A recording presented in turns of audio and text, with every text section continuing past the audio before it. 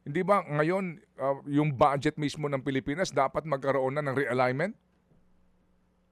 Ay, sa amin, garantisadong kailangan yan kasi kung yung ayuda programs lamang, yung dalawa lamang naman na may konting lockdown, yung AIX nga to 64 billion, tapos yung tupad, nagdagan na about 4 billion yata to 22, 23 billion. Oo.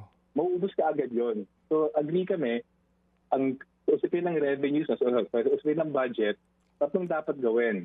Una, yung pondo na nandyan, huwag nagtipirin. Kumbaga, gamitin na, ilabas ka agad para may sapat na tulong sa lahat na nangailangan.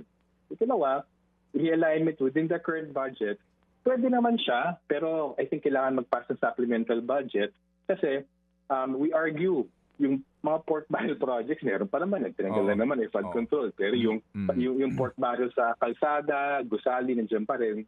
Pwede naman sabihin, 20% ng mga hard infra, hard port barrel nyo, i-convert sa social services at huwag makikialam yung mga mambabata sa mag-distribute niyan.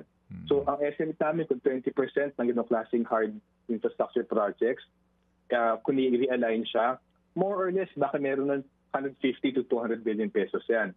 Pero kung kulang pa talaga, kailangan ng bagong revenue measures. At ito yung dati pang pinapropose, even ng COVID, kaya nga maganda nabanggit nyo, pwede na magpataw ng dagdag na buwis sa 3,000 bilyonaryo. So 0.003% lamang siya ng populasyon ang umami na bilyonaryo sa Kongreso, both Senate and House, pitulo naman umami na bilyonaryo sila, magpataw ng 1, 2, or 3% na buwis sa yaman nila over 1, 2, or 3 billion pesos, pwede makalikom ng 500 to 600 billion.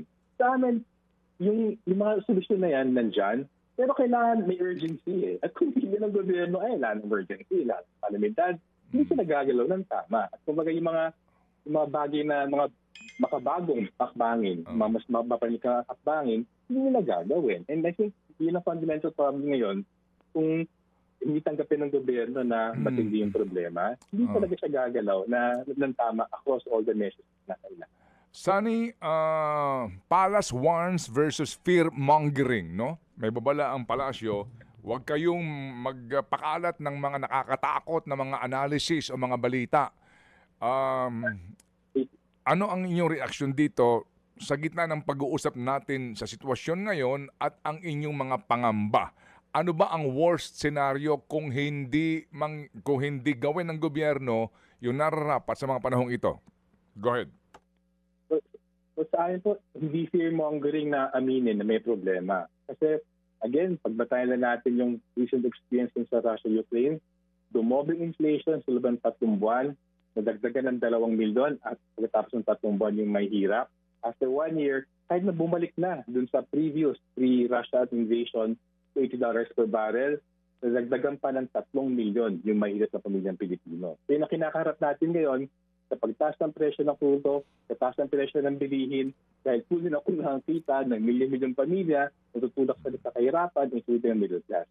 Hindi yung fear-mongering, may konkreto tayong experience dyan.